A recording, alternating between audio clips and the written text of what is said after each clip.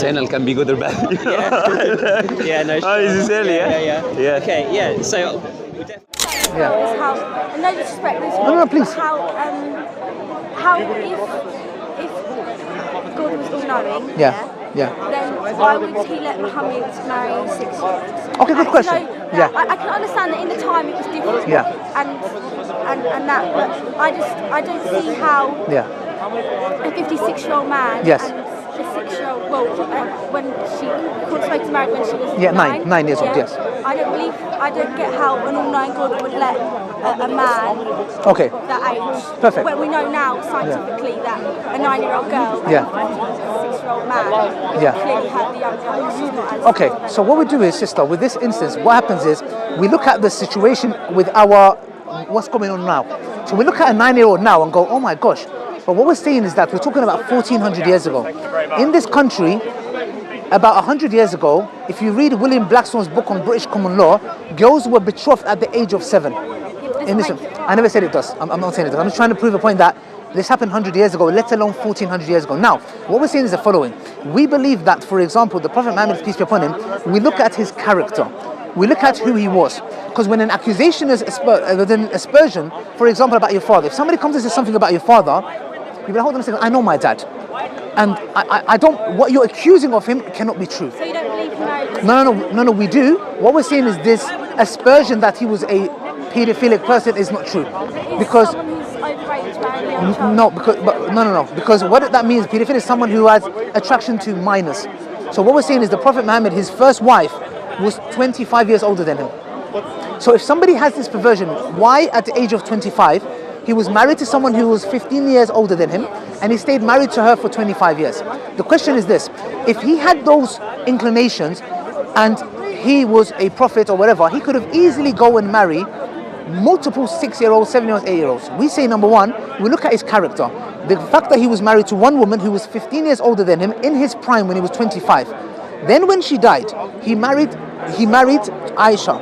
But just bear in mind, the marriage contract was done at the age of 6. When she became an adult, nikah. Now, when I say she became an adult, to you, a 9-year-old, not just puberty, there has to be no harm. Because in this country, it says 16 is the legal age. However, a 16-year-old girl could not be ready. It could harm her. So Islam doesn't put one shoe on all. It says that each girl, it depends on her age, right? So it doesn't say, oh, you're 16 now, you can go and have intimacy. No, you might not be mentally, sexually, and physically ready. Okay, what we're saying is, if she wasn't, for example, at the age of 9, bear in mind, this is 1400 years ago, 1400 years ago. So we're saying girls back then and the lifespan back then is totally different. Now, one thing that I'll tell you the following. Can you ever lie about love? Like, for example, I don't know, have you ever been in love? Okay. When somebody's in love, you cannot lie about love. You can lie about a lot of stuff, but you cannot fake love. Now, we look at the Prophet's marriage to Ayesha, and we look at the dynamics it was. If she was coerced, if she didn't want to be in that marriage, there were certain things that she would have shown that would have been like, hold on a second, this doesn't make sense. Number one, she was perpetually jealous. So anytime the Prophet Muhammad, peace be upon him, argument's sake, there was a attractive woman next to him, she would have this extreme jealousy. So much so, once she made food for the Prophet, and she smashed the plate. Why? Because the Prophet Muhammad, peace be upon him, obviously he was married, we believe in polygamy in Islam. He didn't know. He had some food that was made from his other wife. Now, Ayesha broke the plate. The question I'm asking is the following, sister. If there was coercion, if this was something abnormal, why didn't his enemies use it against him and say, hold on a second, you say you're a prophet of God, why are you marrying a 9-year-old? Because she was an adult then. You need to understand, for example, you're 16, yeah? Have you heard Akon, did you listen to Akon, rapper? You haven't heard of Akon? Sorry, it's a different generation. Okay.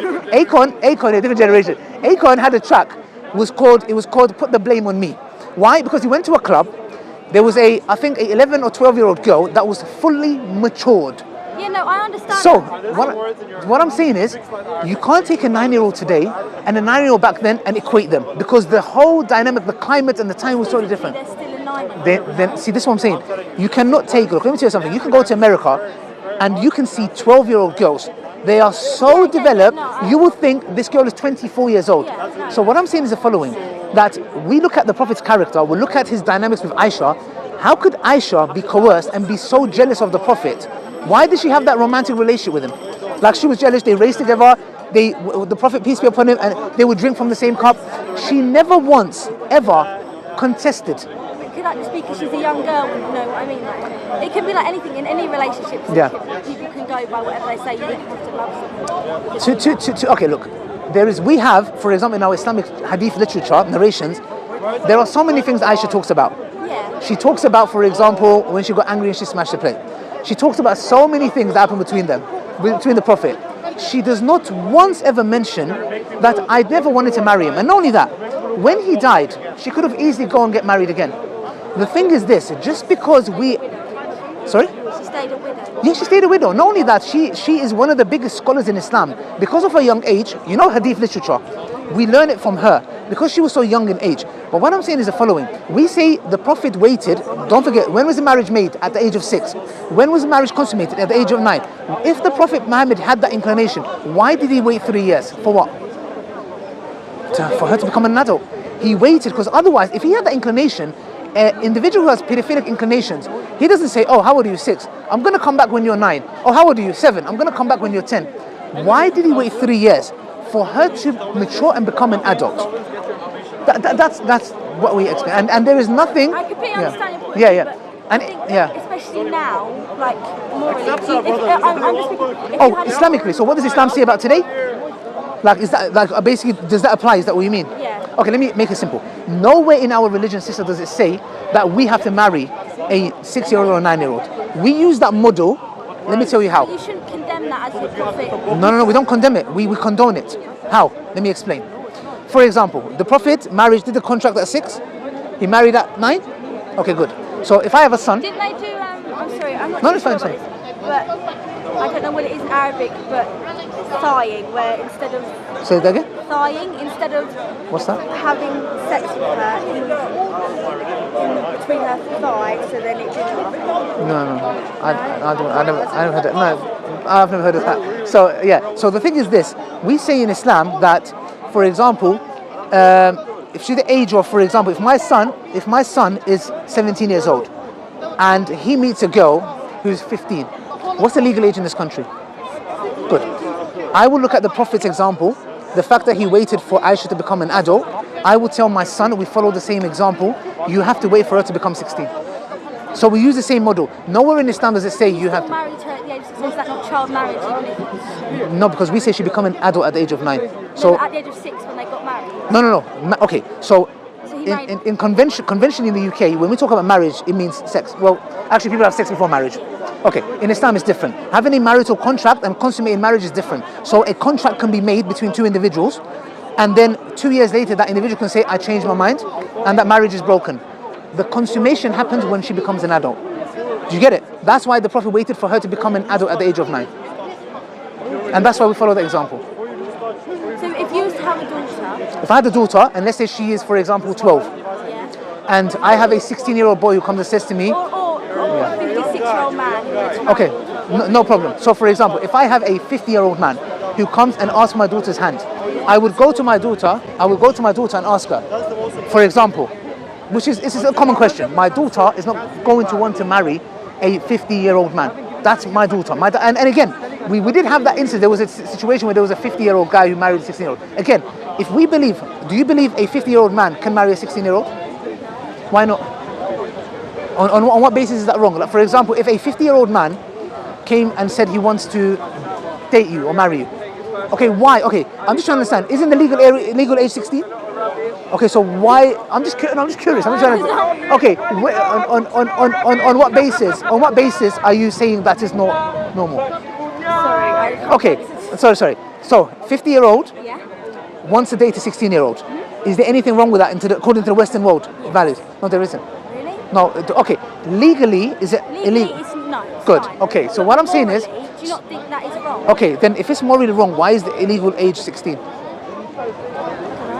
So which means that if they morally saw it wrong, they would not allow it. Yeah. So what I'm saying, what about an 18-year-old and a 50-year-old? Yeah. Is it right or wrong? No. Wrong. But you see, it's subjective. All we're just saying is the following. She's 9, and I don't get how he can marry somebody 6 years old. No. But what we're saying is this, sister. You're looking at dynamics today. For you, maybe a 50-year-old, 53-year-old is an old grumpy man. But I'm telling you, men back then and how they were, it's not, we're looking at the two dynamics, which is today's time and we're comparing it back then. Yeah, but if you were to put faith in a book, should it not be a book that is equivalent for all the time? But it is. We follow that example. Remember I told you, if my daughter's 12 and a 16-year-old boy was to come and ask for a hand, What if it was like in the Prophet's case where she was 6? Yes. And but we apply the same thing. The fact that he waited 3 years for her to become an adult, we apply that to today's time and say, my daughter will have to become the age of 16, so that boy will have to wait for her 4 years. The Prophet waited 3 years for her to become an adult. He would have to wait 4 years for her to become an adult. 9 years old isn't physically like... But again, based on what standards? You're looking at the Western world today. You're looking at a 9-year-old today. We're saying the analogy, your example you have, it doesn't equate to what's going on back then. Because the lifespan is totally different. A 9-year-old today and a 9-year-old back then, they were boys going to war at the age of 12, 13. Today you got 24-year-olds playing PlayStation at home. You can't, you get what I'm trying to say? You can't look at a 16-year-old today and back then. So, but if we go to even Christianity, the argument, for example, in the book of Numbers, not even Rebecca, go to the book of Numbers, it tells you that Jesus, the God of the Old Testament, yes, you're right. Don't listen to him, he's full of lies and deceit. Thank you. She has a thing. He's full of lies and deceit. Thank you. So, what I'm saying is, in a nutshell, it's all right, sister. So, in a nutshell,